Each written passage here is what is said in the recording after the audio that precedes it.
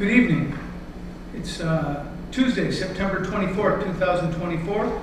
Welcome to the Glens Falls Common Council meeting. It's time for our regular session. We begin with the Pledge of Allegiance led by Councilman Landry, please. Pledge allegiance to the flag of the United States of America and to the republic for which it stands, one nation, under God, indivisible, with liberty and justice for all.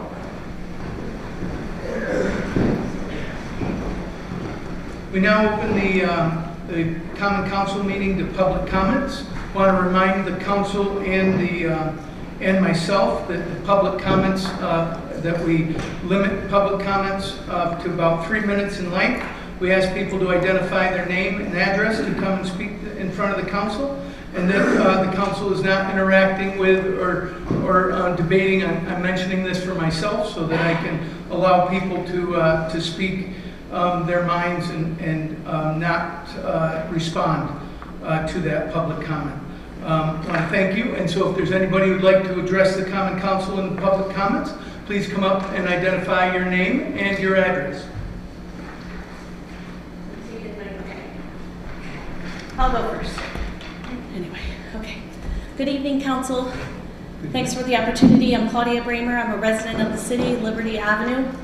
And I'm here to address you on two of the contract items that are in the agenda.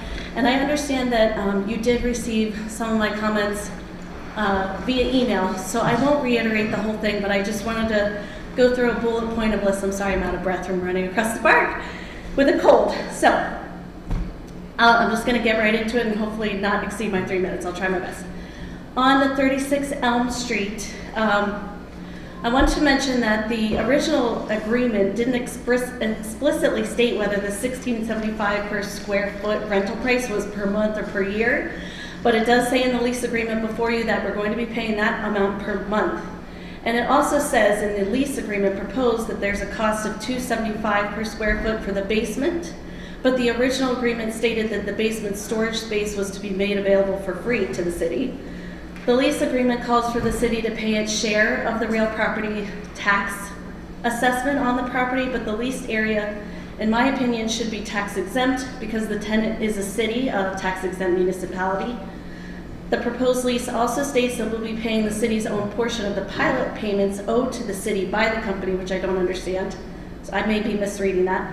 The lease states that the city will pay a prorated share of water and sewer service at 35% of the entire property. However, there will be a service meter, so the city should just pay for what it uses using the meter. The lease agreement also states that the city will waive a section of real property law. I don't think that we should be doing that.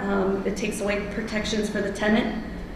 The agreement says no subletting or assigning the lease, which we know is something we're about to do, so the lease agreement should specifically state that.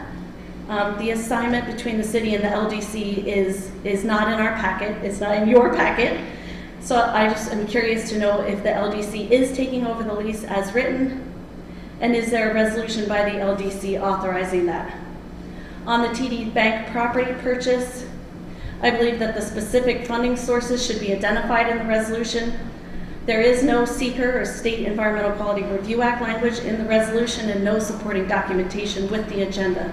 This is not a type 2 and it is subject to seeker review for both the purchase of the property and the city's proposed redevelopment pursuant to the resolution stating you're trying to redevelop it for economic activity. There's also confidentiality provisions, which I don't think should be in there. The city should not be agreeing, and you should leave the contract open to the public to review. There's also a typo referring to a section, an important section. I mentioned that. I think it's going to be fixed. Hopefully, section 16.2 should be referenced. The closing date of 45 days is very soon and allows no wiggle room, and the deposit could be lost as a result of this. Also, the contract calls for the seller to deliver a quitclaim deed.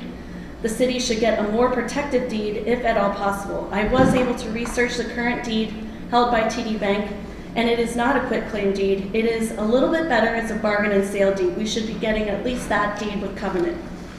And I think the city should be considering having a title company as well to have a second set of eyes on the transaction. All of this to be said, I don't think these are ready to go. If there's changes to be made to the contracts or the agreements, the council should have the full corrected versions in front of you tonight. Thank you. Thank you.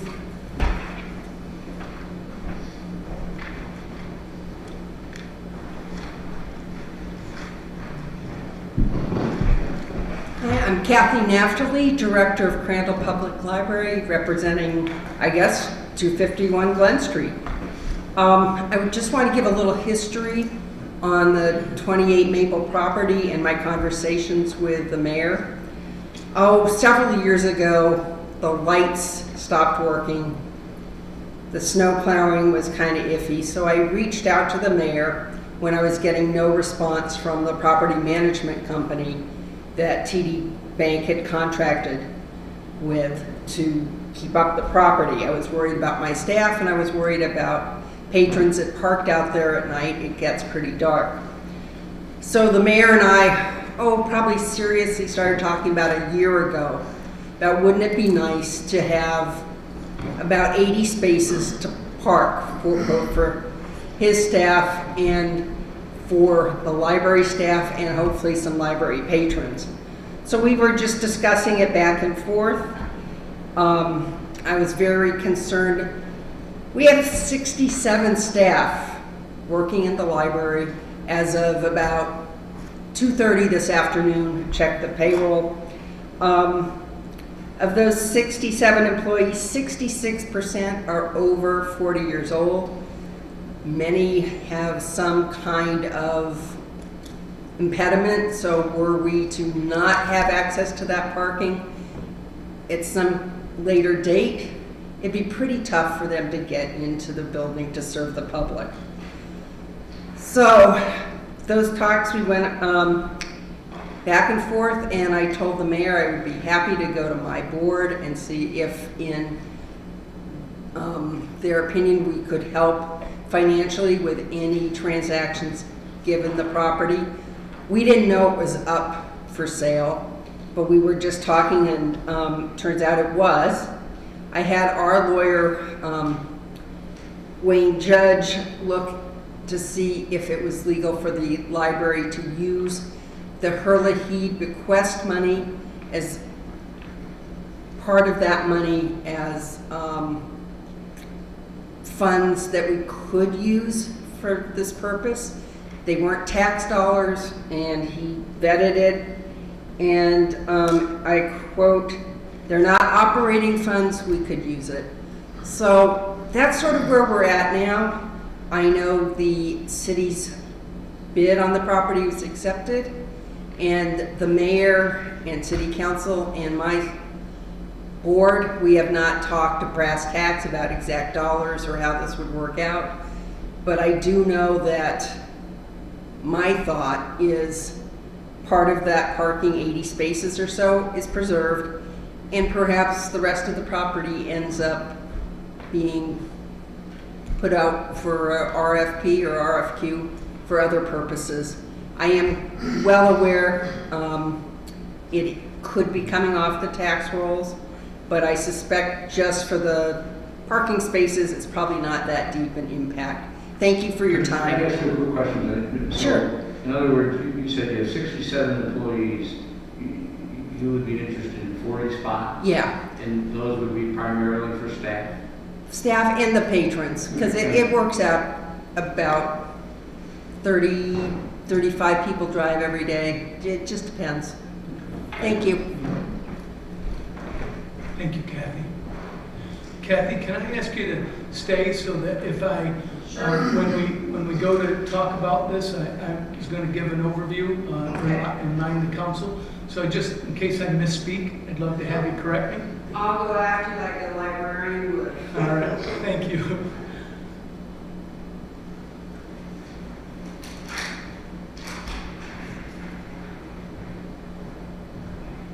Hi, I'm Pat Morris. This is Andrew Morris, 25 Haskell Avenue. There's a lot of exciting things on the agenda, big projects with big impacts, and we're here for just the exact opposite, a small little issue impacting a neighborhood. We come here to find out if we could get any answers as to when the pile of garbage on Haskell is going to be cleaned up. It's been there for 2 months, it's growing. We've called the mayor's office, we've been blown off. We've called the city councilman, been blown off, code enforcement, DPW. We haven't been able, police department, haven't been able to get any answers until I called DEC last week. I called DEC to report the city is a illegal landfill on city properties. They finally put me through to the DPW. I talked to Tom there. He said he's aware of it. The only thing that's been removed there in the last 2 months is a sign that somebody put there, it wasn't us, that said, this is not a landfill. And then somebody came through and put a picture up like that, and they taunting the city with a dick picture up there that's sitting there on the street. It's just, this has been sitting here for months, and we're trying to get something. Too much. Trying to get something done to get resolution for this. It's on the front of the vacant lot next to the bar down by the railroad tracks. City employees are driving past it all the time. The city has to be aware of it. We've told the police department, we've told everybody we can. So we finally decided the only way we could probably get resolution is to come to a public forum and just ask if the city could do something to clean up the pile of garbage that's there. We have pictures, people to take a look at, you have free to look at, but if the city could do something about it, it'd be appreciated by that whole neighborhood. That's really all I have to say about it, and hope the city will come and do something about that. Thank you. I'm sorry, I didn't catch your address? 25 Haskell? 25 You Haskell. live at 25 Haskell? Basically right across the street and down a little from the pile of garbage. He owns the The house. old Wilson house, maybe? I don't know who owned it before you did. Yeah. We're talking about, it looks like the property right next to the old Googs? Yes. Yeah? Yep, right next to Take Gooch's. care of it right away. And he, I have not gotten an email from you, and I'm caught up on my email, so I don't. we've called, between me and my wife, we've called you the called. office. Okay.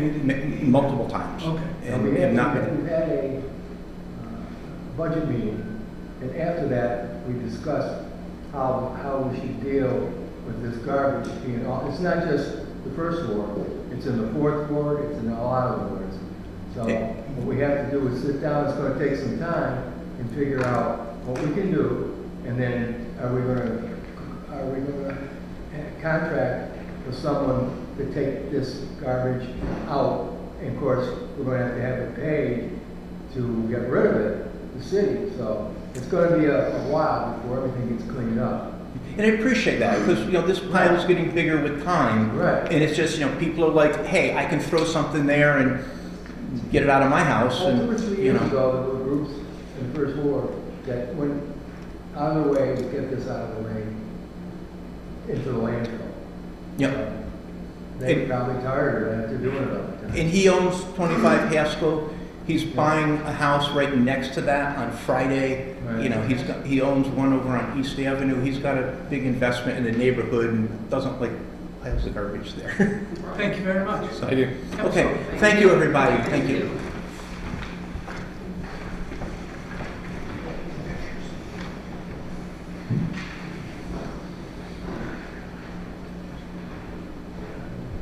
Good evening, I'm Kurt Kress, I live on Sheridan Street. I'd like to offer comments about the proposed purchase of the TD North parcel. Sure. My understanding is that the city is proposing to buy it to turn it into additional parking. It sort of seems odd to me and against basic economics that the city would take a commercial property off the tax rolls to add parking that I don't believe the city needs. There seems to be ample free parking throughout the city. I just want to urge the city to not purchase it and take that commercial property off the tax rolls when it should be redeveloped into a multi-story, multi-use building by a private developer. We agree. Thank you. Great. Thanks.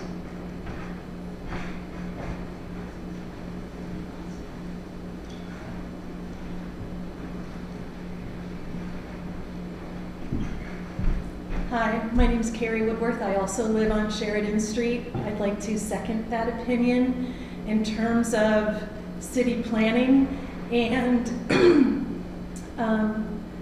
walkable neighborhood. it makes more sense to me to keep it a commercially developed lot or more than one lot, have buildings, 3-story buildings, parking behind them, and keeping the pedestrian corridor more friendly. We just took a walk around downtown and we walked through the Queensberry Hotel parking lot, the TD parking lot, and then around to the big parking garage. So it seems like there are a lot of actually empty spots, and I know it's evening, but there were so many empty spots when we came to park downtown tonight to come to the meeting. Ample parking all around this particular area. I would ask you to think twice about purchasing that lot and allow a developer to have it developed properly, to build in from lot to lot and keep it pedestrian friendly and a commercial corridor. So thanks for listening, and I hope that you'll vote that way.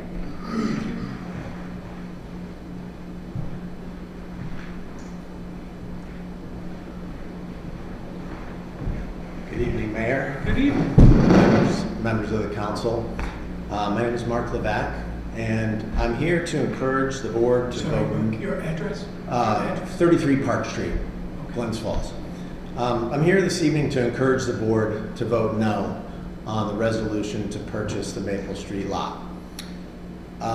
Being involved in the real estate business, I've had a lot of opportunities to broker deals in Glens Falls, and in my opinion, this lot is the crown jewel of future development lots. I tell buyers often that I think it's Central Park West. You know, we have water, power, sewer, next to the Queensberry Hotel, across the street from the library, on City Park. This is Glens Falls' opportunity to create something meaningful, substantial, and lasting for a long time to come.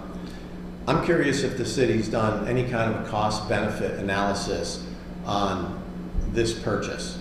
So I think there are a lot of opportunities to get the city library parking, to get the city employee parking. I'm just going to pass out a little handout here if I can.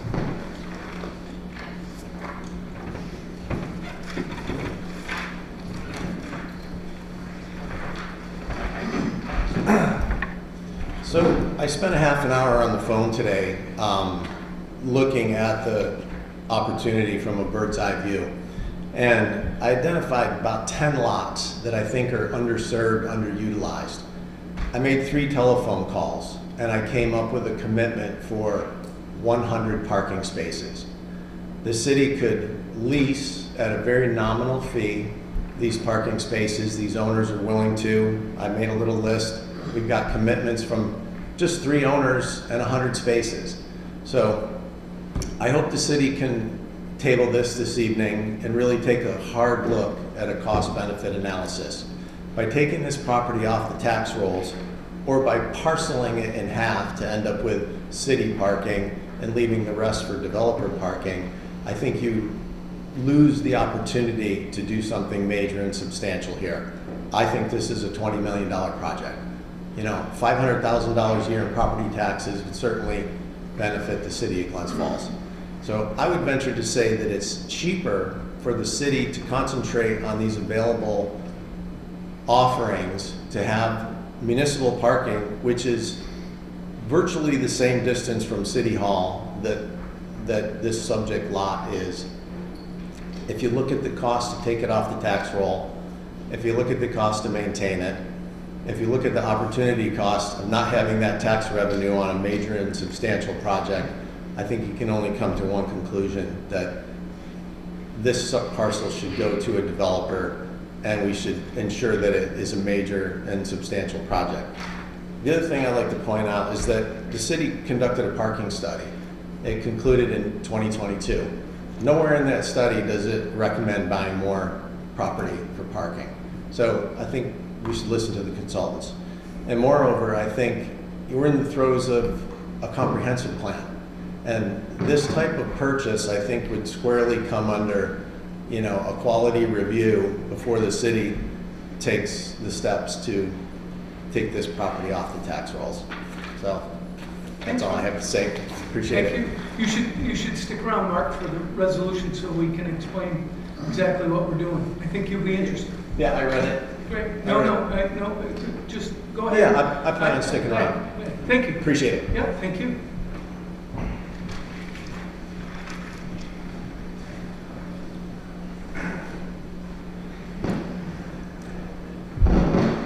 Good evening, Mayor and Common Council. My name is Ed Moore. I own the Queensberry Hotel. I'm a resident of Queensberry, right over by the park, Broadacres. Just to set the table a little bit, we understand, the Mayor and I and other people, that there were 4 bidders on this property. The Mayor, the Common Council, the Mayor, the city, and I were 2 of them. I bid $1.2 million. The city was allowed to match that, and that's TV's real estate business to do, and they did. So my concern here is this. You all know I've been embedded in this community for a long time, and that what gets done with this property is the right thing for the community, the taxpayers, and all of us who live, and as the city has grown, and as we've made this a really wonderful place to be, that we do the right thing here for the taxpayers as well as the community. I have an interest in this property. And I just hope we can work together, work this out accordingly, that we all benefit. But as a taxpayer, I don't believe it should be taken off the tax rolls. That's why, as a citizen, aside from this, anything, it's a valuable piece of property, and it can bring a lot of money for that thing. So, that being said, I hope you make the right choice and do the right thing, what's in the best interest of the community. Thank you. Thank you.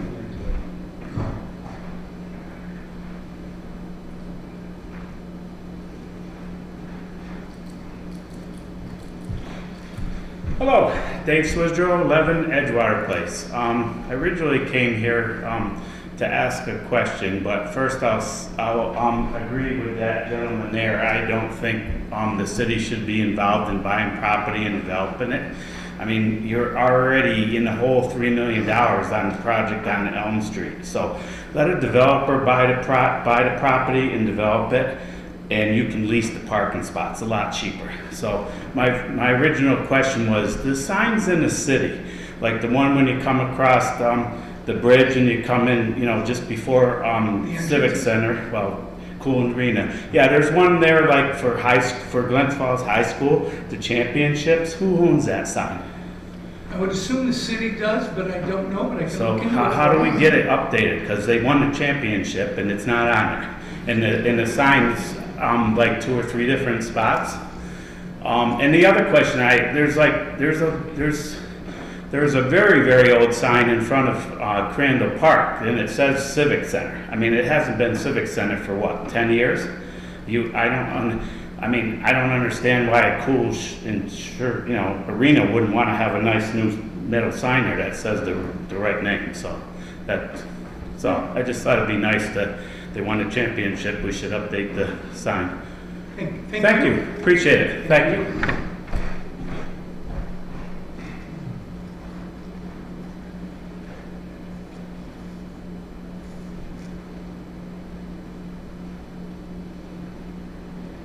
Not seeing any other comment, then we can move on to voice vote. Under the, committee reports. I apologize. Councilman Clark. Our council's continuing to meet. We met tonight with our controller to talk about debt service and revenues. Our next meeting is the 30th, and will be an executive session to discuss personnel. Thank you. That's it. Thank you. Councilman Dunning. We have sustainability still dealing with the solar panels, just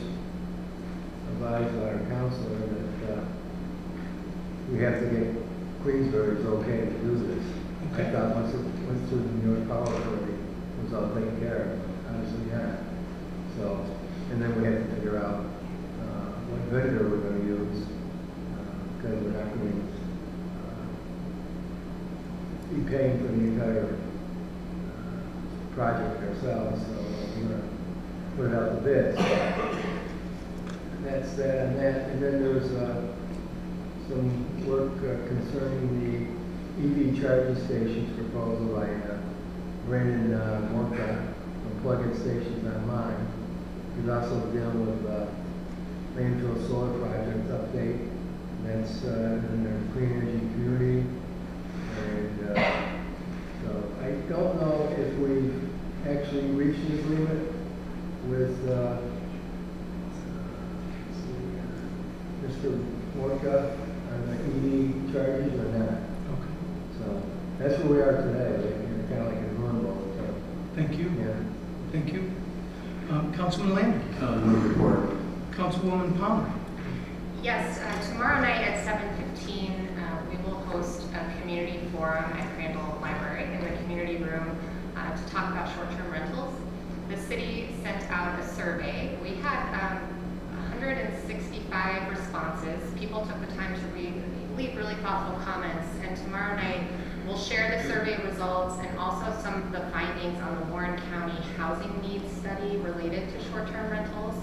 And our goal, as we consider how to regulate these, is to really hear from everybody. We want to hear from people who own and operate short-term rentals, people who may think that they benefit the economy. We want to hear from hotel operators, bed and breakfast operators, people who live in residential neighborhoods that may be affected by short-term rentals. And we really want to move forward crafting any regulations that we may put forward based on the specific needs of the city of Glens Falls. There are lots of regulations that we've reviewed in other communities, but whatever we do has to be a fit for our community and guided by the input that we've received from all of you. So we hope that you'll join us tomorrow night, again, 7:15 in the community room at Crandall Library. Thank you. Are you putting the findings online? We can, yes.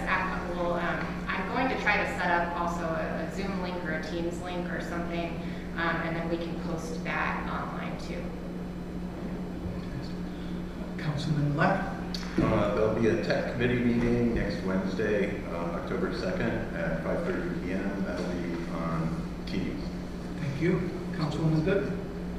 No report, but we're still working on, for special projects, to have a public forum for Happiness Cove. It'll be at the end of October, but we'll let everyone know. So be looking out for it. We want your input.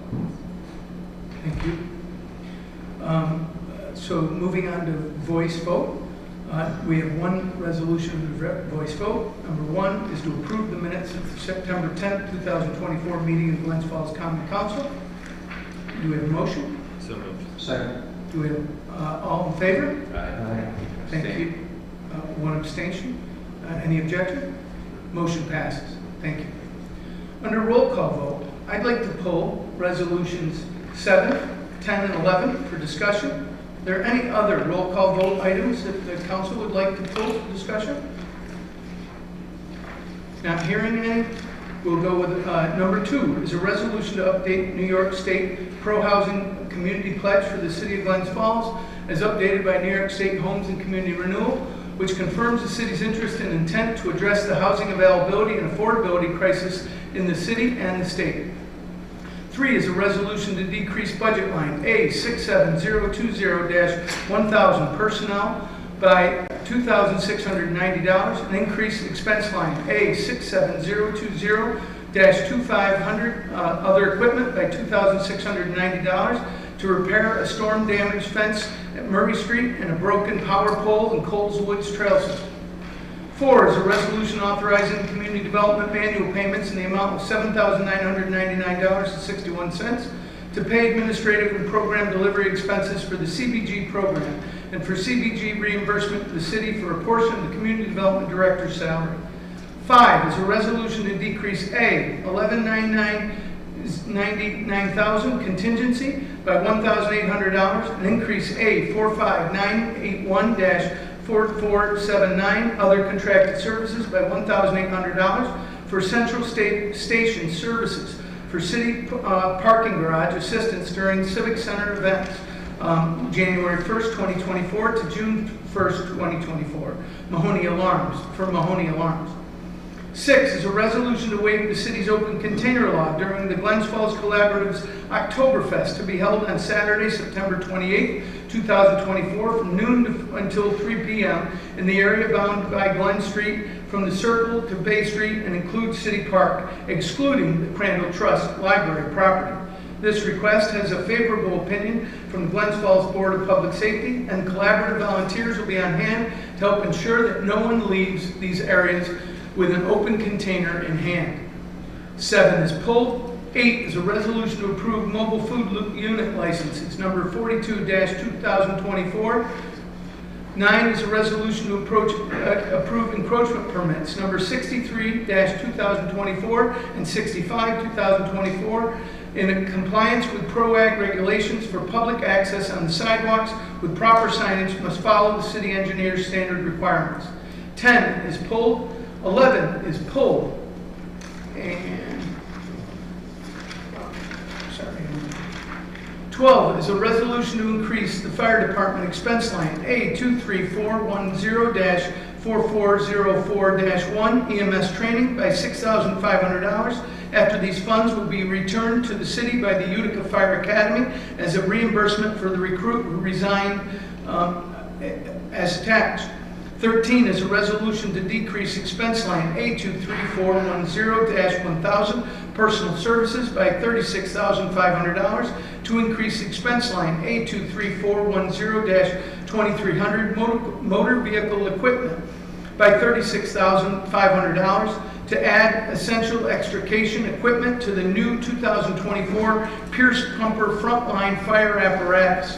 14 is a resolution to decrease A11990-9000 by $5,500 and increase expense line A112420-4481 legal services labor by $5,500 to cover routine city legal expenses.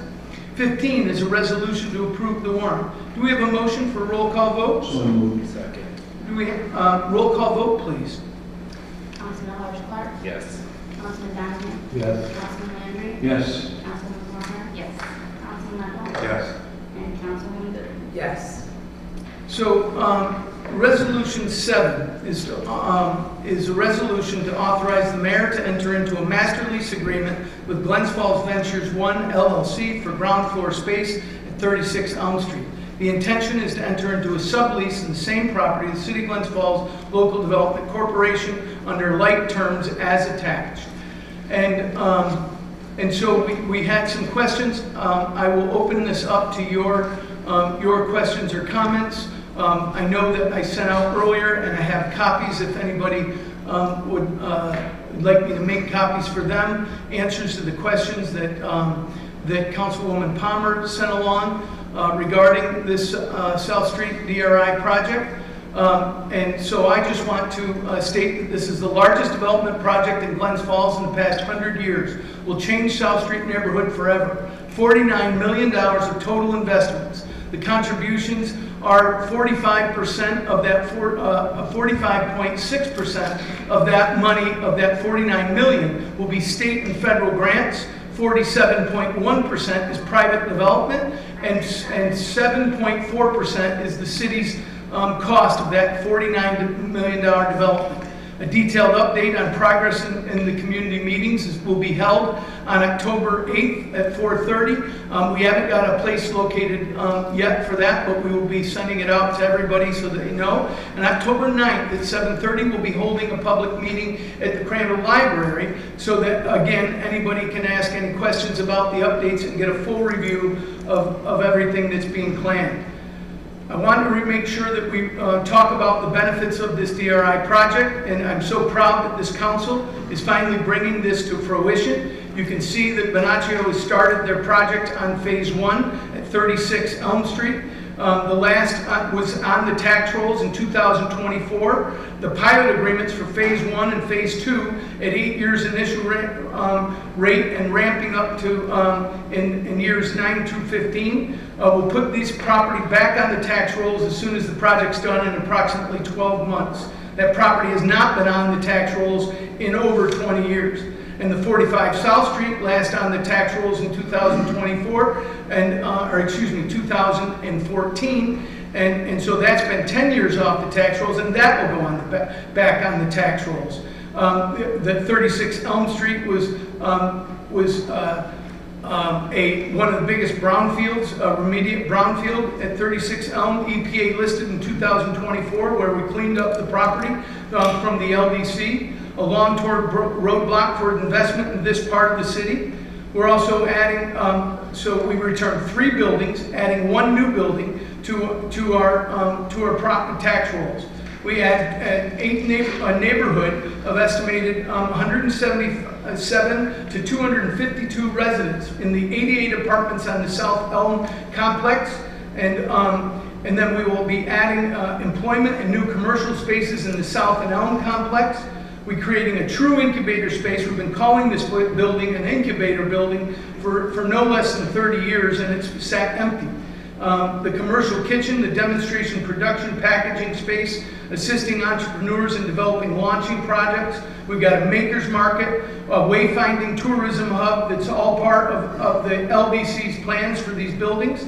They've got a 3 to 5 year transition plan being built by the members of the LDC and the subcommittee of people. We're creating a downtown market center event performance space, all-season space for the farmers market, and site for community and lifestyle events, all generating sales tax revenue for this city. The indirect and cumulative benefits of the DRI project is the catalyzation of the private investment and development of our neighborhood properties.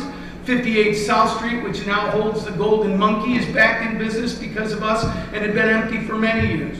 The 62 South Street renewal of the building and now Taco Kings is back on the occupied and ready to go. There's commercial broker has reported investor interest on the 56 South Street commercial property because of this. The Glen and South Street corner, the expansion of Glens Falls National Bank and Arrow Financial offices, they're referring to the South Street often in their public statements by the bank leadership. And then finally, in the 2 to 15 Broad Street, the Union Square project is now is under renovations to try to bring 16 more 1 and 2 bedroom apartments, and all because of this $49 million revitalization of the last downtrodden corridor in the city of Glens Falls. Add residents to the neighborhood buildings, the 16 apartments at Union Square development, increased employment and existing renewal, and increasing property values in this long depressed area. We know that this is great. The state has told us how great it is. It's being used as a model with Lake George and other communities. It's the exact way when then Lieutenant Governor came to the city of Glens Falls and presented us with a fake check. They're now saying that Glens Falls is the model, not giving any of the money back, but yet developing and building this into public-private development as it was. It is a model for our governor, it's a model for Empire State Development, and it's a model for the Department of State. The HDR tax credits, which brings moderate income people into those 70 apartments, is again another thing showing how the state is so happy with what we're doing, and their total investment is 46% of that grant money. Of the $49 million is state and federal dollars, and 47 is private, and 7% is the city. I'll now open up to anybody else who wants to speak about the this number 7, the master lease, or if you wish, the resolution number 11, which authorizes 10, which authorizes the increase in the original DRI budget from $11.3 million to $14.9 million. Councilman Clark, we'll start with you. No, I agree with your comments. Thank you. Councilman Donahue, any questions, comments? No. Councilman Landry. Thank you, Mayor. My comments would be this. This project started in 2015 with a gentleman who was mayor of this city, one of the youngest mayors in the country at the time, who was really responsible for, working the phones, as they say, to get Glens Falls, one of the first $10 million DRI grants in the state. And it was a wonderful, wonderful thing. The process was such that it took so long to do until today, 2024, 8 years. It went through 3 executive directors, one of which passed away, and he was the one who really understood it the most. It went through 3 mayors, and it went through 3 common councils. And in the private sector, you would never have it. You wouldn't be turning over CEOs or board of directors, in some cases with great entirety, in an 8-year period of time, and ended up without some problems. And that's what happened here. I think it was a wonderful thing. The mayor's correct. It was a wonderful thing that we had this opportunity. It was a wonderful thing to have all that money. A lot of it has been already spent. There's a lot of things that you don't see because they're maybe not above ground, but they were improvements to our downtown. But it doesn't matter because I don't want to say on the hook because that looks negatively on this project. We're at the end. We probably made some errors along the way with so many people and so many hands in the pie that we're at that point now where, in a comment that I made to someone on the council here just recently, the train has left the station. We owe the bill. We have to pay for this thing. We've got a building that's a big portion of this coming out of the ground on South Street. What are we going to do? We stop it? We're going to go against contractual obligations that the city's made? I don't know that we can. I agree with the mayor that, we, on a fairly regular basis around here, and sometimes the council demands it, say, chase a grant, chase a grant, chase a grant, get a grant to get it. Well, they don't very often give grants that are 100%. They give most grants that I've ever experienced are an 80-20 split. If you want $100,000, we'll come up with 80, and the city would come up with 20%, $20,000. This appears to me, when I look at all the numbers, to be a situation, as the mayor said, that for a 7% participation from the city, we're leveraging a $51 million worth of improvements in the city. Part of the question in these 2 resolutions is A, what do we do about this bill? And B, what do we do moving forward with operating the pavilion on South Street? I think we have to bite the bullet and say we probably made some mistakes along the way. There's lots of fingers that could be pointed at. There's lots of people that could be said, well, you shouldn't have done this, or you shouldn't have this one, or you shouldn't have that one. But the train's left the station. And we got to pay the bill. And it's only 7% of a big development project for our city. And I don't think that that's a bad investment. The other side of it, the operation of it, I think it needs some discussion, and I will not opine at this point in time about what my feelings are on that. Thank you. Thank you. Councilwoman Palmer. My first comment, Claudia Bramer came and addressed us about some legal concerns. I had emailed a lot of those concerns ahead of time, and I did get a response back. here's one that I'm confused about. So she says the lease agreement calls for the city to pay its share of the property's real estate tax, but the PDA states that the area that the city leases will be tax exempt because the tenant will be the municipality. It states that we'd be paying the city's own portion of the pilot payments owed to the city by the company. I'm really not clear why we would pay any portion of the taxes for this leased area or property. The response is this has been addressed and the language in section C1 is being clarified. But it's not clarified, but you're asking us to approve a contract where it isn't clarified. I don't know how we can do that.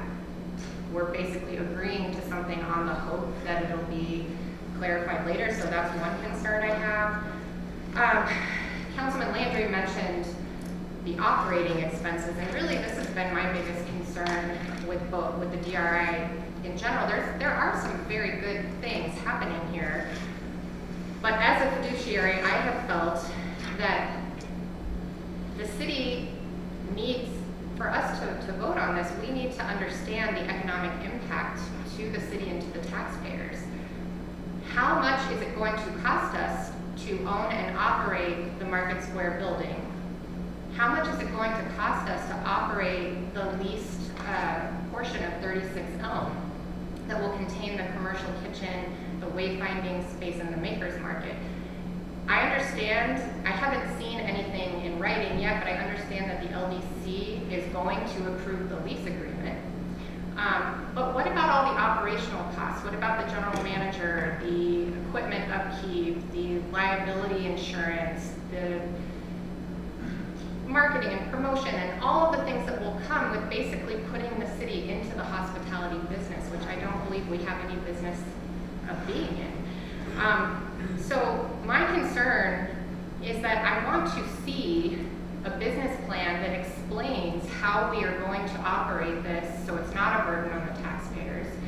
And the mayor, you stated at the last public DRI meeting we had that the LDC was going to pay for all of these operating costs, but I haven't seen any proof of that. There's maybe the lease agreement they're going to agree to, but what about all the additional operating costs? How can we vote on this until we have that information?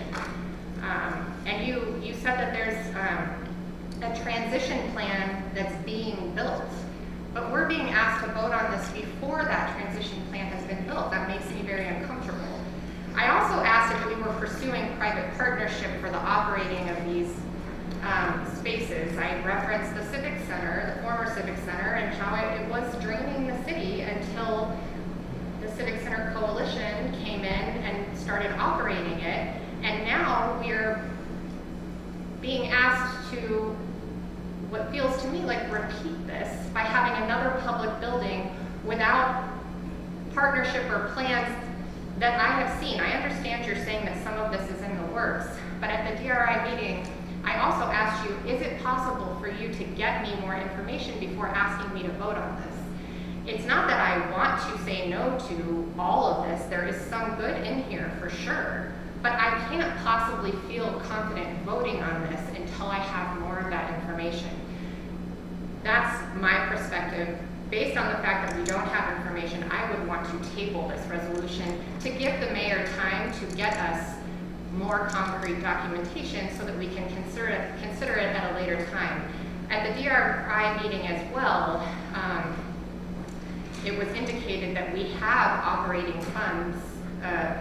We have funds already to continue some of the work we're doing. We are not going to run out immediately, so I don't know why it's necessary that we vote on this tonight, especially if you're indicating that business plans and transition plans and private partnerships are in the works and LDC agreements are going to be voted on.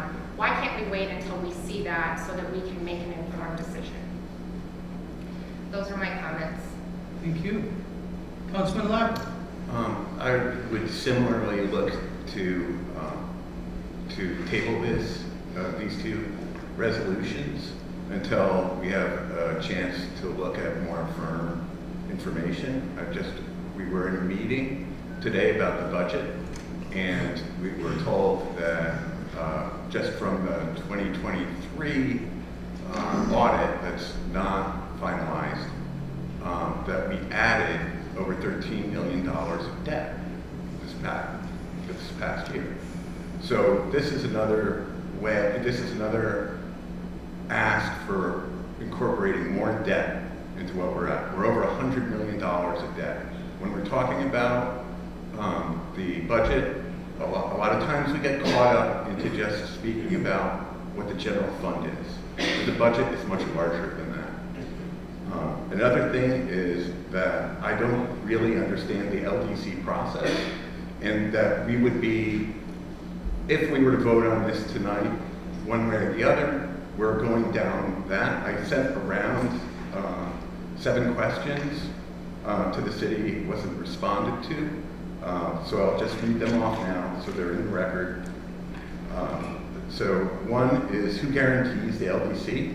I believe I sent along a paper from the State Controller's Office and a finding from the Warren County LDC. Along with this, nobody commented on it, so I'm just reading it again. Who guarantees the LDC? I believe in reading the attached articles that the city does, in which case I wonder if this is just a paper transaction that is still in essence being managed by the same group in some ways with less oversight. In the report from the OSC, there was mention of how the state controller wanted the power to audit LDCs.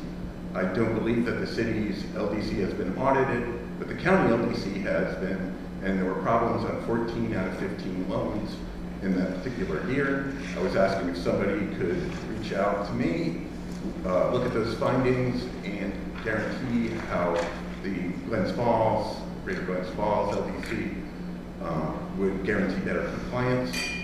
The town of Cicero transferred land to an LDC. Subsequently, the LDC defaulted on its bonds, and the city had to pay around $250,000 worth of penalties. What kind of safeguards does the city have that the city will not be subject to this kind of liability? Is the money being bonded for DRI completion meant to find its way to the LDC? I feel like this was asked at the meeting and was said not to be moving like that, but I wanted to be sure I understood the response properly. The mission of the Greater Glens Falls LDC is stated as this: the mission of the Greater Glens Falls Local Developmental Corporation, the corporation or LDC, is to promote economic stability and growth and development of private sector employment, thereby lessening the burden of government for the citizens of the city of Glens Falls. The OSC has proposed as reform abolishing the lessening burden of government, a purpose for which the LDC can be created. Can the LDC speak to this? The OSC recommends that the LLCs not be used as a means of financing local government operations, which is what we're proposing to do. The OSC recommends that the length of term be no more than 5 years, but there's a 10-year commitment to the incubator building. I think I heard 15-year commitment for something else. I don't know why the city committed to a 10-year lease. I think the most important task of the city council is to assure the public that financial matters are seriously assessed and due diligence is properly performed. Also, in the meeting before, it sounded that we have a ban that goes through February of 2025 as a bond anticipation notice, so this would be capitalized through then. So if we had time to table this and review a business plan and the concerns that the council has, that would be, I think, in our best interest. Thank you. Councilwoman Gooden. Yes. My perspective is I have been a part of this DRI from day one. We started this in 2015, as the mayor stated. Like Councilman Landry, so the train has left the building. It's been all these years later. We know that COVID hit, that delayed us. There's delays along the way. And as we come to here now, we know that things have gone up significantly. I just had my home redone. The prices have gone up so much. I'm sure everyone knows that. It's time for us to complete this project. The city has to pay 7%. I think that's fair. The money we have, and if we don't, we are gonna be, we're the city. This is what we have to do. We are the governor of our finances here for the city. We try to do our best for everyone's never gonna be happy. That's not gonna happen. But we're gonna do our best that we can. But this project has been on the table for so long, and the only thing it's going to do is go up. So it's time for us to wrap this up, get it finished, and let's move on. We're gonna have to spend the money. We're gonna have to do it. And South Street has been a mess for a long time. We know that. It's time, it's moving forward. We want this look for Glens Falls. We are the ones that are gonna have to make these decisions. Unfortunately, I mean, it has gone up, but it's time for us to complete this project. Thank you. Thank you. Mayor, are we allowed to continue discussing or?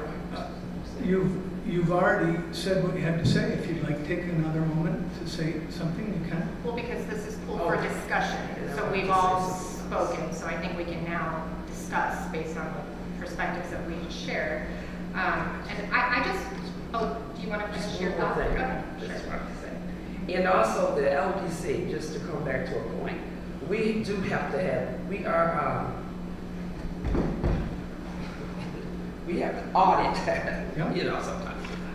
But we do have to do audit, so, I mean, that's definitely do. You have an audit committee. Yes. Yes. Yes, and he comes to our meeting and And the state controller's office has no authority to issue an audit for your entity. Go ahead, Councilwoman Palmer. I just want us to think carefully if we're framing this in sort of a false choice, that we don't complete this project or we wait to get more concrete financial information and then move forward with a project that we know we can pay for. It's not we do it or we don't. That's not what I'm saying. I'm saying, can we please table this to flesh out the operating expenses in the business plan and the private partnerships that we could pursue so that we move forward, but we move forward intelligently and in an informed way. Thank you. So the answer to that question is no, we cannot wait. We signed a development agreement. The council approved it less than a month ago, which includes all of this money. The Glens Falls National Bank is the one that they're purchasing the tax credits. We've got a commitment to the state. We've been taking state money for now 6 years and finishing these grants. We've got an $8 million band that we're staying under with. And if we don't move forward, if the council doesn't show that it's willing to follow up, we could lose our grant money. We could also never get another grant from the state or development. The developer could walk away from this, and the $49 million could be lost. We've answered every question that we could, with one exception. Councilman Lapham, I want to apologize. You sent a series of questions regarding the LDC, and I had our two attorneys respond, and I was so busy today taking phone calls and responding to the other questions that Councilwoman Palmer did that I never sent it out. I will send it tonight when we're done. No, you won't. But that, so that I have a chance to read that? No, you won't, because the LDC has nothing to do with this proposal of this DRI budget. The LDC is carrying forward, has a committee of 24 members from the community that are working on the market center. They've taken over the lease of the $90,000 a year for this, and they've taken over the commitment. You've heard from them. I have Judy Calagero here from the LDC who could speak to their commitment ongoing, but I've explained all this, and we've explained all this in a series of meetings. So now I will make a motion. We'd like to vote. Can I still have a chance to discuss? I thought we would close this for discussion. We did, and you had a chance to discuss, but yes, Councilman Lapham, I will open it again. Go ahead, sir. I did reach out to Michael Yevely, Yes, the Empire Yevely. State of Development, and Yes. he said that any DRI project has already passed any deadline. If you have concerns on what you are being asked to vote on, you should seek that clarity. That is exactly what I'm trying to do, and that's why I'm asking for this to be tabled until we get a chance to look at the details. Thank you. Your request is well noted. Do we have a motion to pass resolution number 7 to authorize the mayor to enter into a master lease agreement with Glens Ventures LLC for the ground floor space at 36 Elm with the intention to enter into a sublease of the same property with Glens Falls Local Development Corporation under like terms? And by the way, the email that I sent had the sublease in it today when you got it, and we'll be glad to make that public as well. It is public as well. So, do we have a motion? Mayor, I'm sorry, you just didn't answer my first question, and maybe Karen can answer it because it's a legal question. If we approve the contract that your email told us is not done but will be changed as is, are we putting ourselves at risk legally? No, we've already had clarification from LDC and the buyer's attorney that they're willing to adjust those sections. And by the way, you already approved in the project development agreement that you agreed to enter into a 10-year master lease with the development for the first floor commercial space, 36 Elm, at a starting base rate of $16.75 per rentable square foot triple net, which will be granted tax exempt status from the city assessor's office. You've already passed that resolution allowing the mayor to enter into the project development agreement, which contains the 10-year lease. I'm asking if the lease agreement that you have put into this agenda for us to approve, we need to approve it, so it's not already approved completely, we need to approve it tonight. If it contains an agreement that needs to be edited, how can we be asked? What are you saying needs to be edited? I'm going to read again what I read earlier, which is from the mayor's email to the council today in reference to the language regarding paying the taxes. It says We're this. tax exempt. We're tax exempt. So We're that's not. already. It says this has been addressed and the language in section C1 is being clarified, but it isn't. It's being clarified. So it sounds like it's. Why does it say it's being clarified? I guess that's what I was confused about. Because by operation of law, the city is tax exempt and it doesn't need to be clarified in the lease. Why did you respond? I didn't respond to that. Mayor. Our attorney. Mayor. Our Okay, attorney. why did our attorney respond that this is being clarified?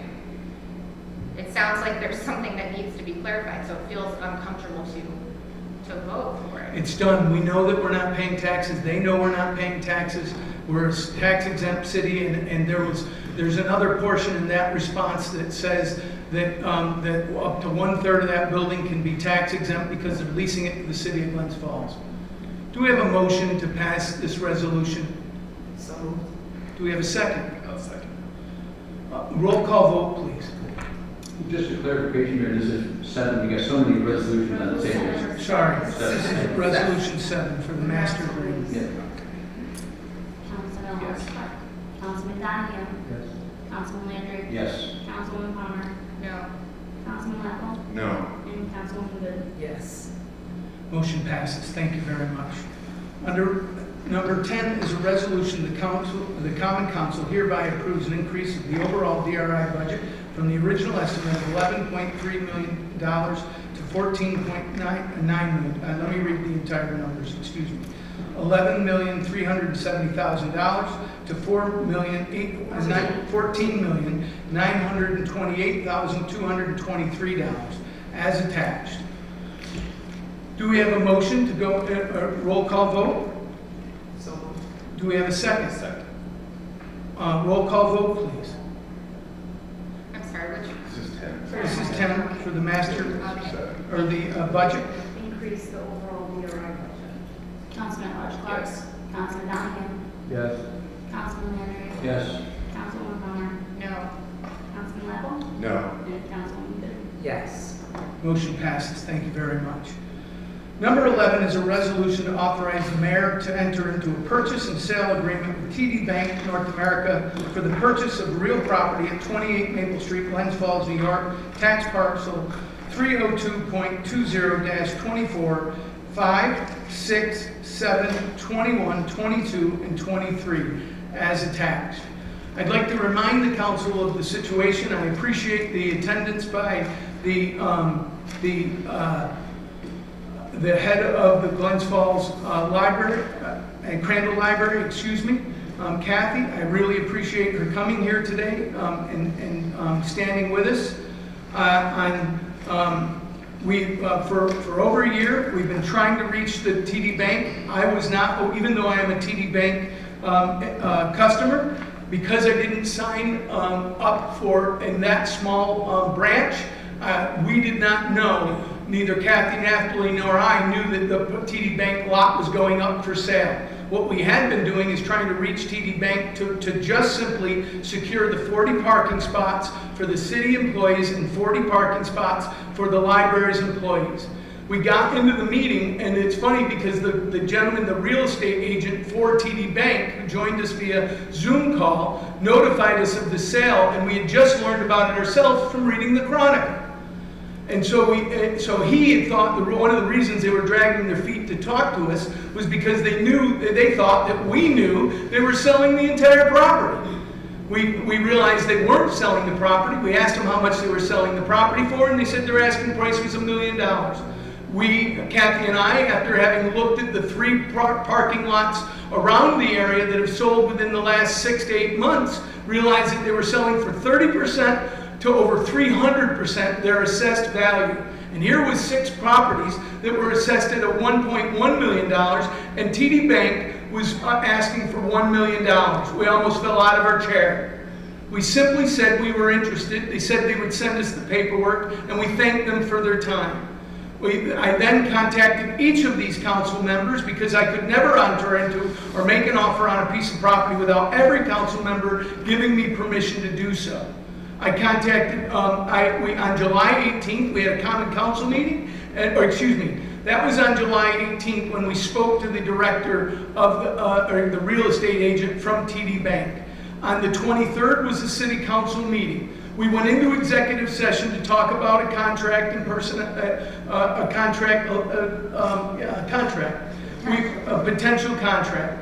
We went into the negotiation, and I told everybody here, and every council member knew what we were doing. We were going to buy this lot simply to secure our parking. We had no desire to open up this, and like you could fit almost probably, if you were to knock it all the buildings down and pave the whole thing, you'd probably get about 200 parking spaces all in all. We're not interested in that. And I told the council we weren't interested, but we didn't want to get into a bidding war with anybody, especially with all the development going on in Glens Falls. We knew that we needed, and the city has an easement with TD Bank and has had one for many years. I didn't even know it. It's that old. So they actually told us about it in that meeting. So when we realized that it was up for sale, I knew I needed, Kathy went back to her board and got secured funds to make sure that she could pay for their 40 spaces. Then I did the same thing and went to the council meeting. Everybody understood what we were doing, which was simply going to get this lot and then put it out for RFQ. We couldn't agree more. Every council member agrees with these statements that were made here tonight. The city is not in the development business, doesn't want to be in the development business. The city isn't in land acquisition and doesn't want to be in the land acquisition business. We're not. I assured the council that we would turn this over to an RFQ immediately, just like we did the DRI. We'll put out an idea. I did share with them, though, and I shared with the Chronicle today in the conversations, that we have $1.5 million grant that could be used for parking if a developer was interested in that. I have had several developers reach out to me who are interested in developing this process, and I told them, we're going to have an RFQ out right away. Right away in city terms might mean 3 weeks. We'll literally get this RFQ written out. We do not want to take this property off the tax rolls at all. As a matter of fact, I offered a developer, if they would sell the city 40 spaces and the library 40 spaces, that I withdraw my offer.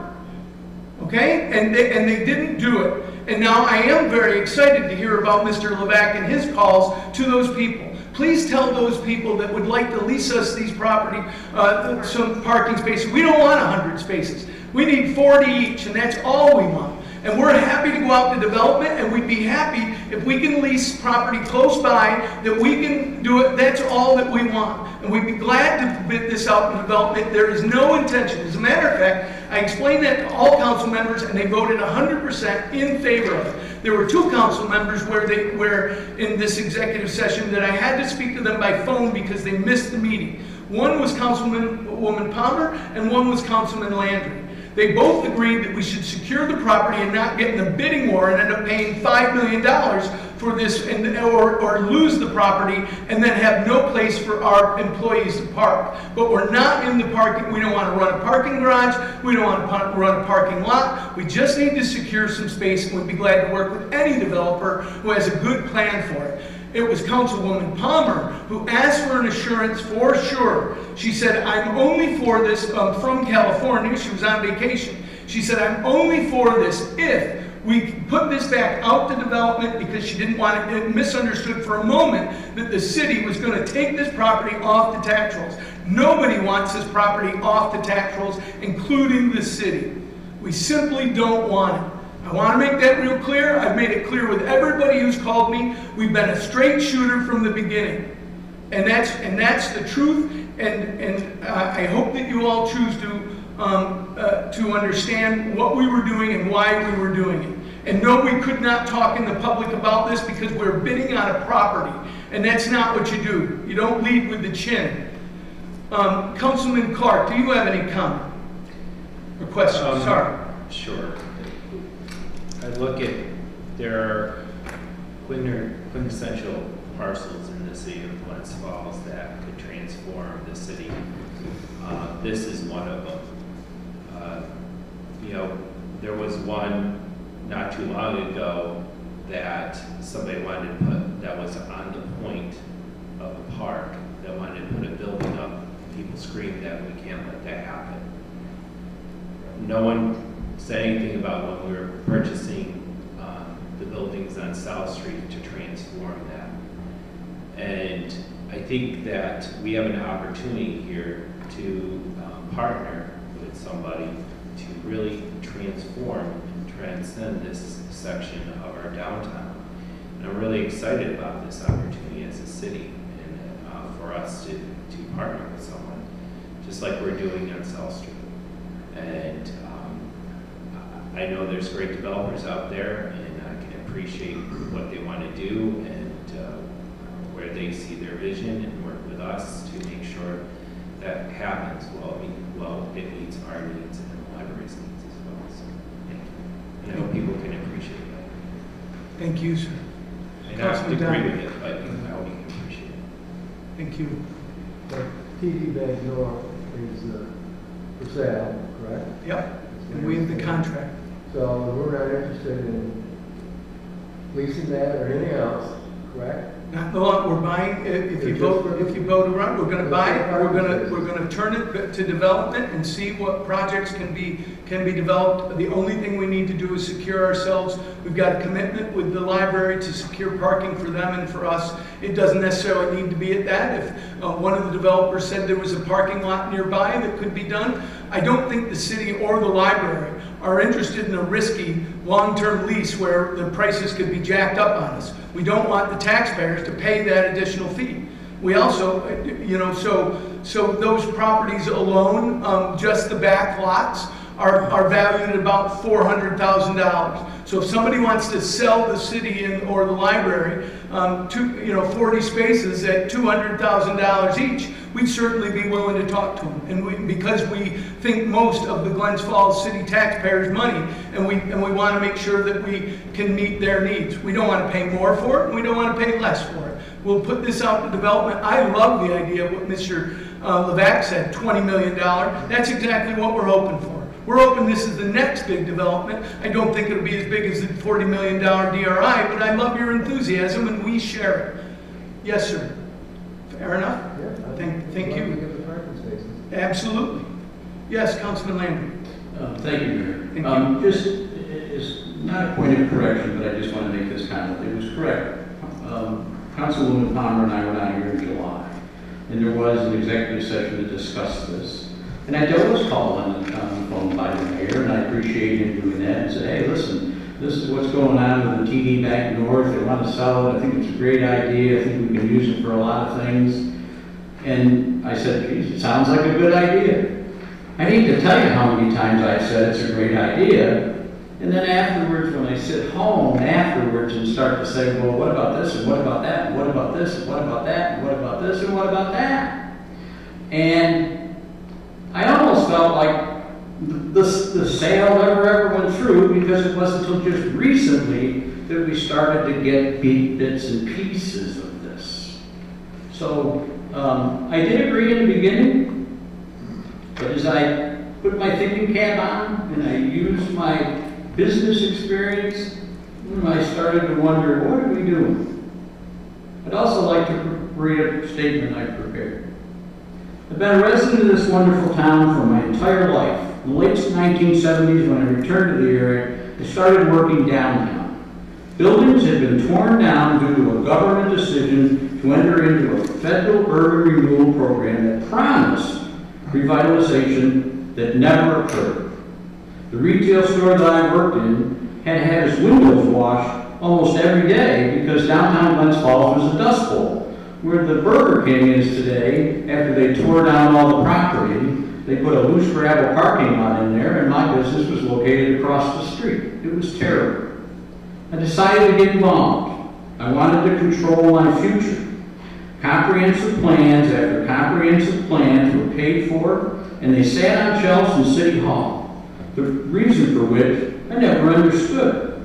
I think there's one there now, and it's over 20 years old. There is about to be a new one, and I hope that the councils of the future continuously update that. You don't take a trip without a map. I'm living my future in Glens Falls right now. My children and grandchildren live here, and I'm trying to help secure a great future for them. I could not be more satisfied with where the city is today. It's my hometown, but it's not better because the government had great ideas. It is not because the government had tons of money to throw at it, though they did, or great ideas. It's because of private individuals experienced in development with their money on the line. It's because some of the most talented business individuals came with their ideas. And when you're a businessman, and I was one, and you have lots of skin in the game, you can't afford to make a mistake with your investment or your vision.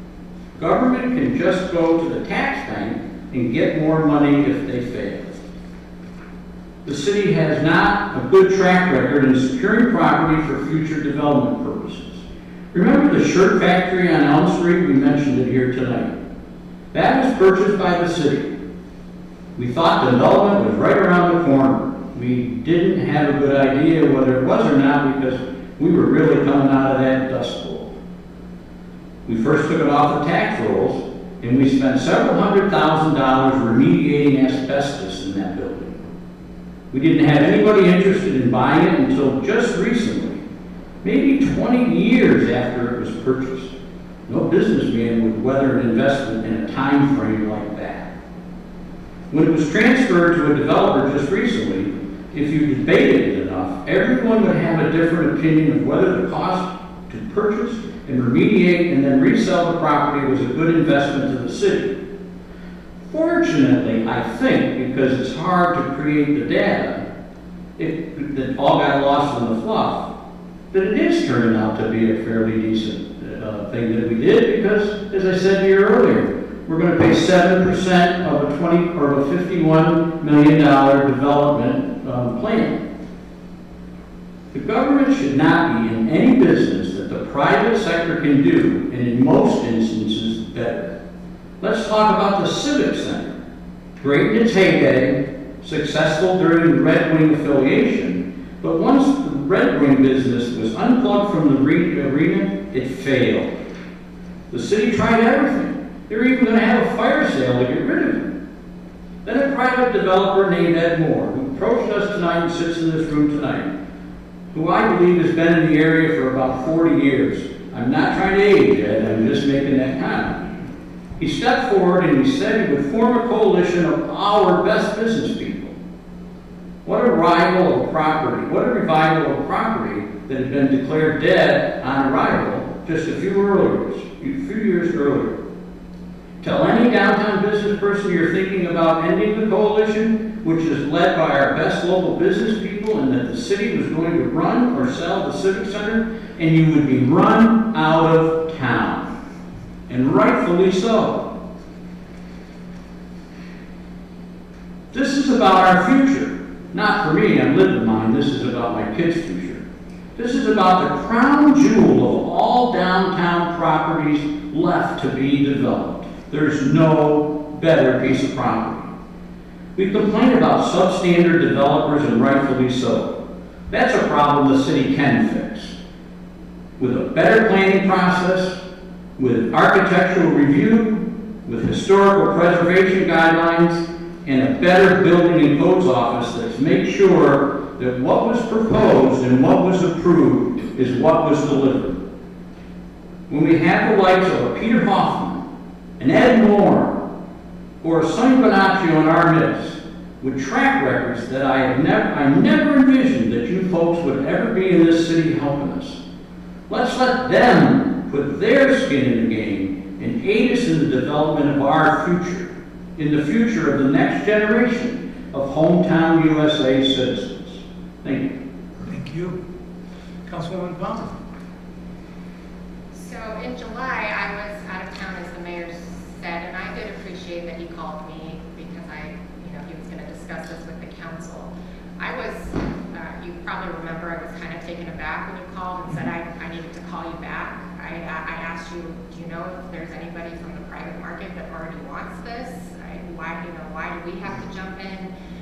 I was under the impression that the mayor was going to bring it to the council that night for a vote, and I wasn't there, so the only thing I thought I could do was make sure that we had stipulations in the resolution that would protect us. So I asked, can the resolution make it, as you said, absolutely clear that our intent is not to own a tax-exempt parking lot, but to sell, most of this for redevelopment. I asked for an appraisal to justify the expense. I asked for guarantees that the library would contribute in writing. None of those things are in the resolution. The resolution itself doesn't indicate that we plan to sell any of the parcels for development. It says that we will consider parking and economic development goals or something like that. It's kind of vague. In addition, at the time that we had that conversation, I had not yet seen the final draft or the final version of the parking study, which I only was able to review for the first time yesterday. And the executive summary, the first bullet point says, current parking demand does not justify investment in parking structure. So that concerns me. At the time that you brought this up in July, I had not seen the budget documents for the city's budget. We just had a meeting tonight. We have a almost $2.4 million budget deficit. I did not know at the time that we were going to be asked to potentially bond $3.6 million to pay for overages in the DRI. All of these, I already had reservations, but all of this additional information makes me very concerned that we would be even considering this at this point. And former Supervisor Bramer, Attorney Bramer mentioned the seeker challenge, and I know that your response to me said that was not correct, but she seems pretty confident I would be worried about a legal challenge for not following proper procedures. So again, I was already concerned. The additional information I have now makes me more concerned, but even when I was concerned, what I asked for to be in the resolution is not in the resolution. And we never did, and we never got an appraisal either. So I couldn't possibly support this, given Thank you. those reasons. Thank you. Councilman Lapp? Back in July, we did not have, we would normally have by then, an accounting, an audit for the previous year's spending. We are working on a draft version of the audit right now, and this past year we added over $13 million of debt. It's not clear how we're going to be paying for this. There's the question of the easement too. Is this deeded? If it's part of the deed, then we're already, we already have access to those. These are kind of questions that I have about this. Or is this something that we could, negotiate with somebody? Ed Moore said he put $1.2 million offer in, but the city, the bank went with the city's offer. I'm wondering, did we think about doing an offer that involves Queensberry Hotel? It's their adjoining property. So I do not feel comfortable with this. I think that there's additional information has come up since July, and that it would be against my due diligence for the financial position of the city to go forward with this as is. Thank you. Councilwoman Good? Yes. My thoughts are, like it was mentioned by Mark, that this is a crown jewel. Okay, it's a crown jewel, and it's true. It's a very important part of our downtown. It's one of our last pieces of property downtown. If it's a crown jewel for you, it's a crown jewel for us. It's something that the city needs parking. I used to do parking. I can tell you about parking. We need parking. Employees of the city need parking. Because where else is there for them to park without getting tickets? Now that we have a ticket officer back, I used to give out a lot of tickets, and a lot of us to city employees. And if we could obtain that property right now, because it's only going to go up, and we can do things to make sure that the property, it's just not going to be a parking lot. We want to do other things with it also. So we have to, my thinking is, I always am thinking about the future. I see that as an important part of our future for downtown. And I think at this price right now is a good deal for the city. We are partnering with the library, and things in the future can happen in that space. So, thank you.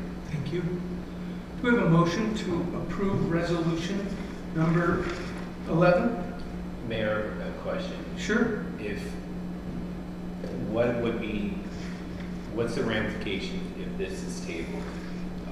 Simply lose the contract. It might go back out to bid, and I'm sure there are developers that will be happy to offer 1.2 and much more than that for this property. We were told, we don't know if it's true. We don't know, Ed was told, and we were told that there were 4 people that bid on it. And so we don't, even when he said it, we don't know. We have a contract with him. We have a certain amount of time to pass this contract. So if we table this and it went back out for sale, everyone knows that the price is 1.2, which could be artificially inflated above that at this point in time. I said that now that we know, if we don't do this and the public already knows that's 1.2, it could artificially inflate the price of the property. I would think. Absolutely. But I'm not in real estate. But I'm assuming once people know how much it costs and the city is not involved anymore, it would certainly raise the price. That's correct. And we wouldn't be living up to the agreement that we made with the library and helping secure this property. We're feeling very grateful that we got it, and But the question is though, we're not keeping the parcel. We're gonna work with the developer to consider opportunities for parking and for the economic development. absolutely. Yeah, always was the intention, it's still the intention. There's no change in it. And I'm saying it here on the record, you're all hearing it. There's no, and Kathy has said the same thing. We have no intention of, we don't want more and we don't need less. We just want the parking that we're having. Again, I made an offer to a person that told me they were interested. I said we would withdraw our offer if we could guarantee that the library and the city would get their parking. And we knew we could pay for it. We would pay for our parking at a reasonable rate at whatever it was assessed value at. I made that offer and nobody took me up on it.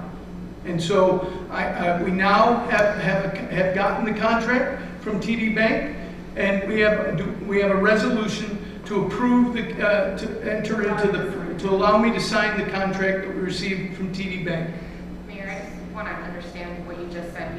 You asked someone else who was interested in buying if we could just use some of that for parking.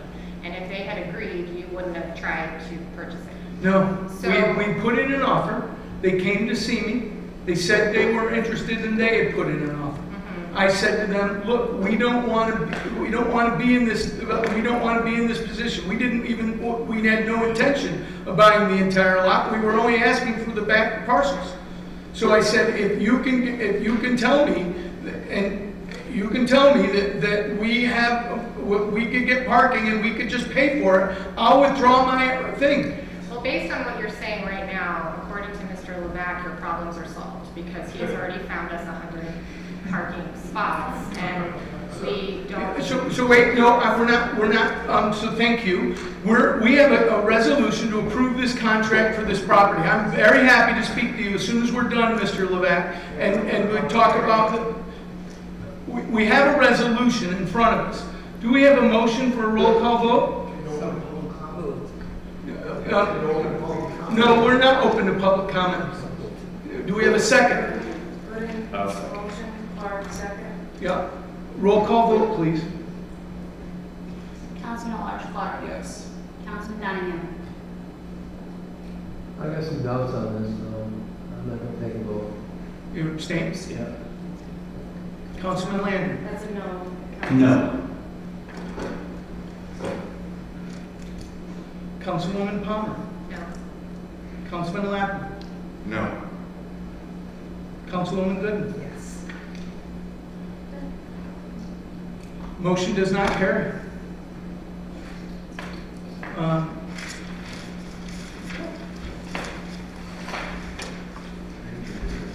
That's our thing. You're allowed to do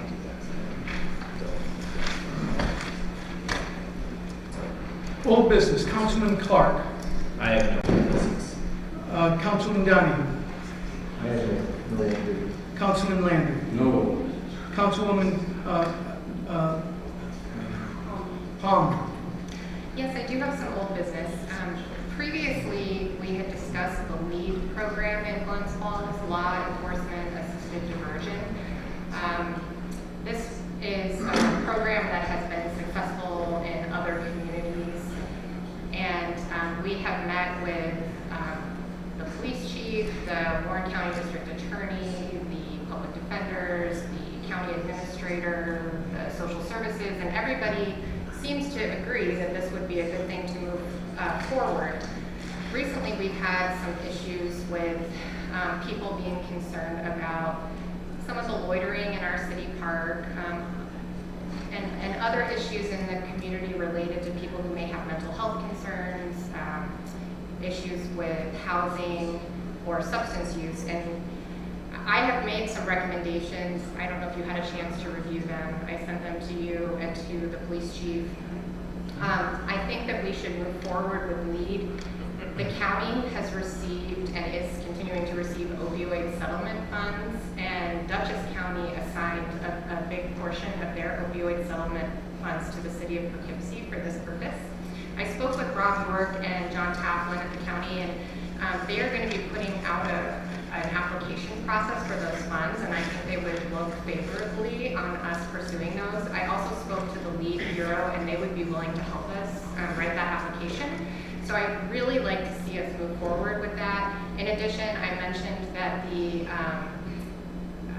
SUNY Plattsburgh at Queensbury has just started a Masters of Social Work program, and I'd like to see the city social worker start an intern program where we can have those students who work for their training aid the city without burdening further law enforcement, without costing the taxpayers any money, to start helping link some of these people who are having difficulties in our community with services.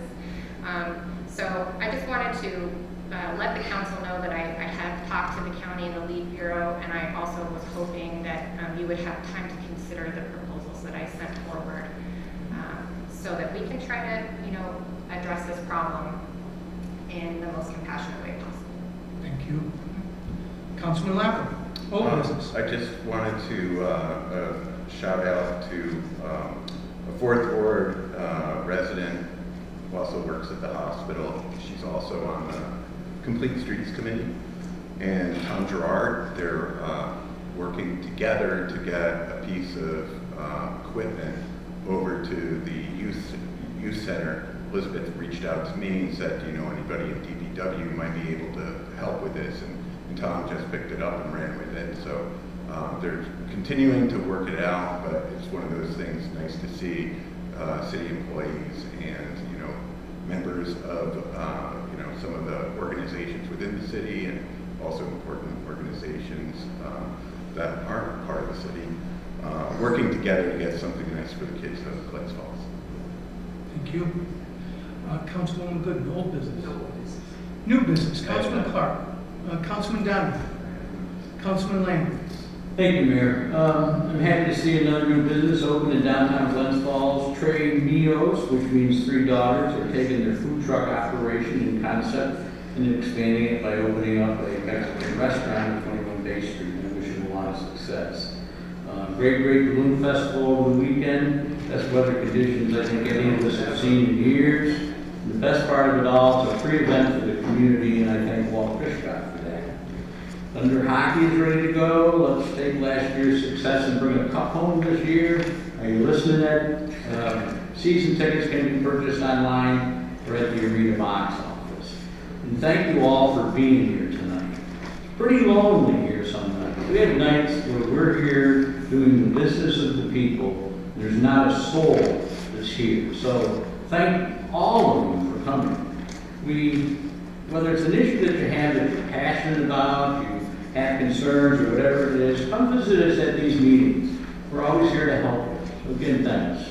That's all. Thank you. Councilwoman Palmer, new business. Yes, speaking of wanting to hear from the public, Supervisor Turner and I will be hosting a third ward forum on October 16th. That'll be at the Bell House Inn, which she owns and operates, on October 16th from 5:30 to 6:30. I started hosting these quarterly forums when Supervisor Bramer was my colleague and Supervisor Turner and I have continued them. It's a great opportunity for us to give county and city updates, but also to hear from our constituents about the issues that are important to them. And of course, if you're not in the third ward and you'd like to come, you're welcome as well. Thanks. Thank you. Councilman Lappin. No new business. Councilwoman Gooden. No business. Great. My only new business is that on Friday, October 18th, the athletes of Special Olympics New York will be joining us in Glens Falls. Their main hotel, their headquarters will be at the Queensbury Hotel. I appreciate the Queensbury for sponsoring it. Also Warren County is sponsored the Special Olympics. We really do appreciate it. Looks like there's going to be about 1,100 athletes and coaches here, 7 different sports competing on. They come in on Friday, have big opening ceremonies in our city park, and then they compete all day Saturday at 7 different locations, all their fall sports. Let me see if I got it. It's been a while. Cross-country running, cycling, softball, soccer, bocce, equestrian, and there's golf. So there's 7 sports.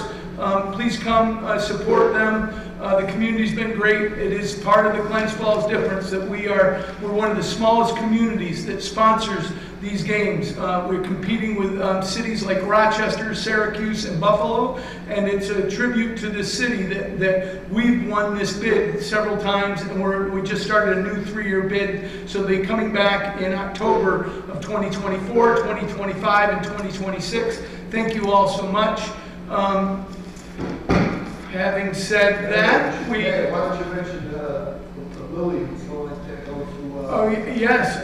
There is a local athlete, Liza Ambrosini, who grew up, her dad was a guidance counselor at Glens Falls High School forever. Liza has been chosen to go to the World Games in, I believe, Italy to compete in downhill skiing. There was a fundraiser at the Queensberry Hotel this past week, the day we did the press conference. I'm sure Special Olympics would love to hear from you if you'd like to help sponsor Liza so that she can go to World Games and compete in the world stage. That means for that to do that, she had to compete at local here in Glens Falls at the West Mountain event and regionals and win gold. She had to go to the state games, which were probably in Syracuse or Rochester a couple years ago, and win gold there. And now she's been selected to go on the world stage and compete for Team USA. And she's right here from hometown USA. Thank you all very much.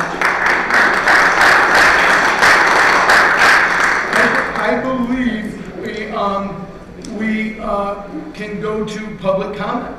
If I could just piggyback for 1 second on what you said, the school district sent out an announcement on that same note today that they just received the highest level of achievement for Unified Champion Schools in the nation, which is really great. So our school district is really championing unified sports, which gives every student of every ability the chance to participate in athletics. So I think we have a lot to be proud of. Thank you. Yeah. Not hearing any public comment, do we have a motion to, if somebody wishes to come, please.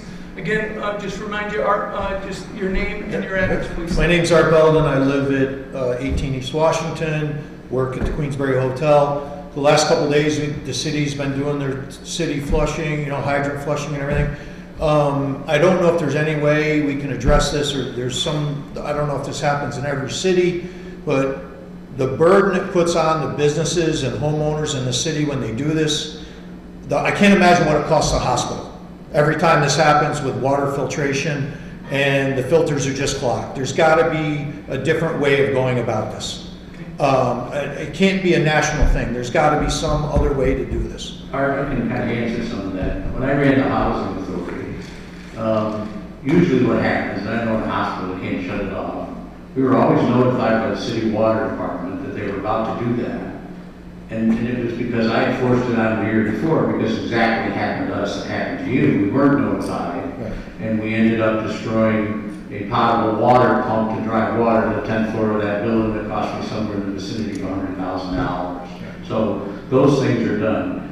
From the old hat I used to wear as a volunteer fireman, they need to do that to not only flush those lines, but to make sure they're operational for firefighting. Well, I understand why it's done, but there's got to be some other system. Right, and I appreciate your comment. I just wanted to say that. Thank you. Thank you.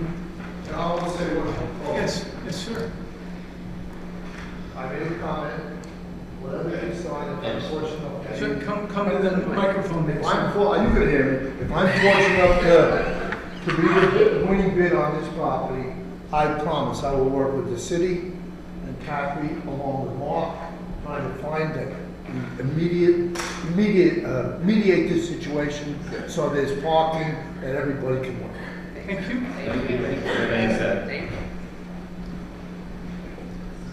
Motion to adjourn. Oh, no. I'd won't keep you too long. Ben Miller, 15 Park Street. Hello, everybody. And I appreciate all the debate here tonight. I really do. And I really appreciate the conversation about the DRI funding. I understand it's been a really long journey and that there is a huge need to see it come to a close. But I do want to just echo a concern that I heard tonight that I think is very valid. I think it was Diana who mentioned that the hospitality business, the question of whether that's something the city wants to get in. I know that the train has left the station and that this has already been set in motion as far as the plan for this property. But I think moving forward with these two resolutions having been passed tonight, the city needs to look long and hard at what the plan is to operate that business. For those of you that don't know me, I am in the hospitality business. Ed is also in the hospitality business. I'm sure we can all tell you that it's a pretty rough industry and one that is very difficult to make money in. And I just think we really need to look long and hard at this plan before we set things into motion. I was asked to participate on some of the committees for the DRI project, and I did not accept that invitation. I was privy to the draft business plans and things like that, and there were some huge concerns and red flags on them from my perspective as someone in the industry that make me really, really question the viability of this business. I'm not sure that I have a solution to the problems, which is why I didn't necessarily become involved in the committee. I just hope that there's some serious investigation of this business plan before the city moves forward running the first floor of the incubator building. Thank you. Nice article, by the way. Nice job. Not seeing any other public comment, do we have a motion to adjourn? So, second. All in favor? Aye. We stand adjourned. Thank you very much.